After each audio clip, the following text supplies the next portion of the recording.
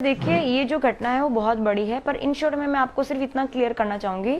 कि उस दिन जो थे वो 5 व्यक्ति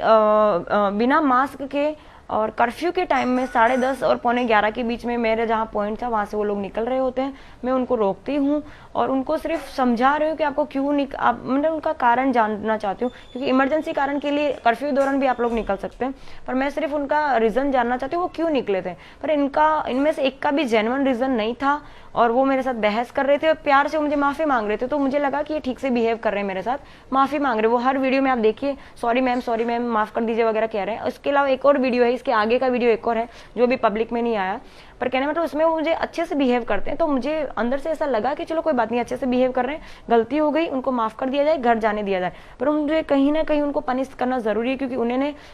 जो है वो कर्फ्यू में बाहर निकलने की कोशिश करी है। तो मुझे उनको कायदा के नज़र से देखा जाए तो उनको मुझे दंड करना चाहिए, पर मेरे पास उस टाइम दंड करने के लिए कोई स्लिप वगैरह या फिर कोई चीज़ मेरे पास अवेलेबल नहीं थी, तो मुझे उनको दंडनीय रूप में सिर्फ 5-10 उठ बैठक करवा के उनको जाने देना था। पर लास्ट सीन जब ये चल रहा होता है तब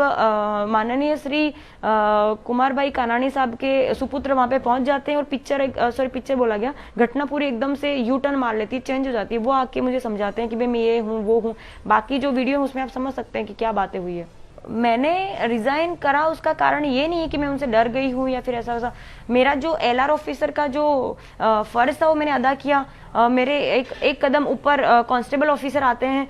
वो भी मेरे पास नहीं थे। अगर मेरा जस्ट ऊपर सीनियर कांस्टेबल ऑफिसर मेरे पास होते तो शायद मैं उनका कुछ प्रोसेस कर पाती। मैंने PI साहब से हेल्प मांगी, मैंने ACP श्री CK पटेल साहब से हेल्प मांगी, उस टाइम वो हेल्प मुझे नहीं कर पाए। तो मुझे कहीं ना कहीं बड़ा गुस्सा है कि भाई ये लोग मेरे साथ ऐसा क्यों कर रहे हैं, मुझे हेल्प की जरूरत है, मुझे हेल्प क्यों नहीं कर रहे हैं। उस टाइम मुझे बड़ा गुस्सा आता उस चीज़ से, और मैंने ठान लिया होता कि मुझे डिपार्टमेंट छोड़ देना है, क्योंकि हर कोई क्या बोलते हैं कि हर कोई के मन में जो देशभक्ति होती है उसका भी एक लेवल होता है। कोई ये चाहता है कि बस थोड़ी बहुत कर लें, कोई ये चाहता है कि थोड़ी ज्यादा कर लें, कोई मेरी तरह होता है कि भाई कुछ भी करके मुझे देशभक्ति करनी है, चाहे कुछ भी हो जाए। ये तो सिर्फ हेल्थ मिनिस्टर साहब के सुपुत्र थे, शायद मैं तो ये भी कह सकती हूँ कि मेरी खाकी में गुजरात पुलिस डिपार्टमेंट हमें इतना पावर देता है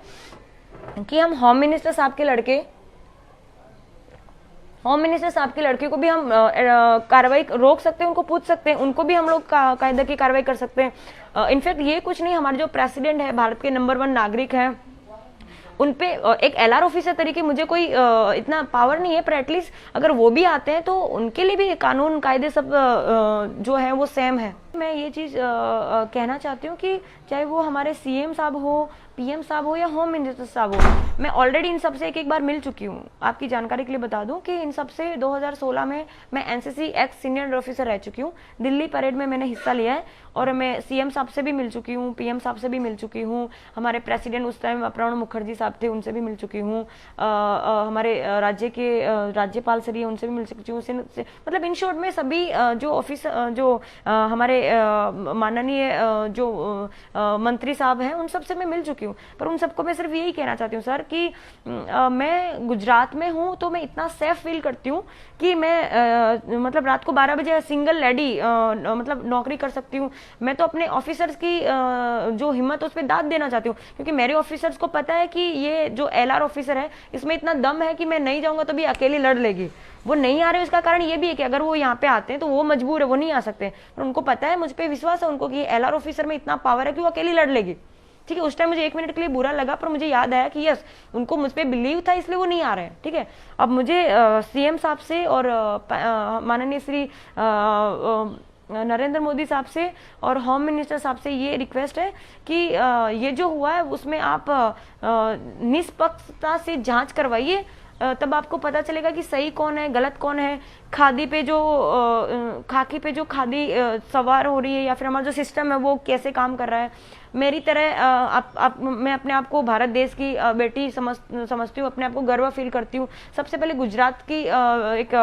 LR ऑफिसर अपने आप में गर्व महसूस करती हूँ कि मैं गुजरात की हूँ, मैं रात को 12 बजे अकेली लड़की अकेली ऑफिसर ड्यूटी कर पा रही हूँ। यही चीज़ अगर मैं किसी और राज्य से कंपेयर नहीं करना चाहती, पर आपको सब पता है कहाँ क्या चल रहा है, ये किसी और राज्य में मैं होती तो शायद अकेली हिम्मत ना कर पाती। मैं गुजरात में अपना इतना सेफ फील करती हूँ, मुझे भाजपा से ना कोई तकलीफ है, ना किसी भी पार्टी से मुझे कोई तकलीफ सेफ नहीं है। और मैं तो उल्टा